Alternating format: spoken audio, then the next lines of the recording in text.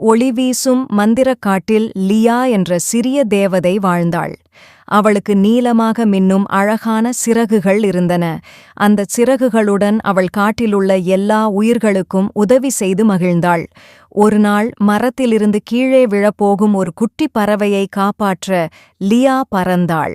முள்கொடிகளில் சிக்கியதால் அவளின் சிறகுகள் கிழிந்துவிட்டது. லியா தரையில் விழுந்தாள். இனி அவளால் பறக்க முடியவில்லை. வானில் பறந்து கொண்டிருந்த மற்ற தேவதைகள் அவளை பார்த்து சிரித்தார்கள்.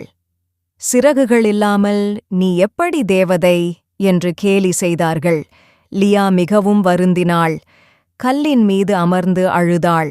அப்போது ஆற்றங்கரையில் இருந்த புத்திசாலி பாட்டி ஆமை அவளை பார்த்து மெதுவாக சொன்னது, உண்மையான மந்திரம் சிறகுகளில் இல்லை, மனசில் இருக்கிறது.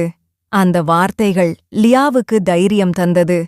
அவள் பறக்க முடியாவிட்டாலும் காட்டிலுள்ள உயிர்களுக்கு உதவ முடிவு செய்தாள்.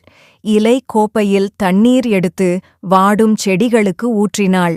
சதுப்பில் சிக்கிய முயலை இழுத்து காப்பாற்றினாள். ஆற்றை சுத்தம் செய்தாள். வேட்டைக்காரர்கள் வருவதை மான்களுக்கு எச்சரித்தாள்.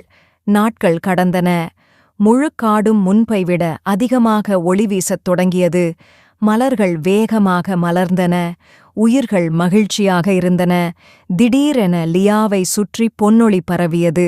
அவள் செய்த கருணை செயல்களால் புதிய மந்திரச் சிறகுகள் உருவாகத் தொடங்கின.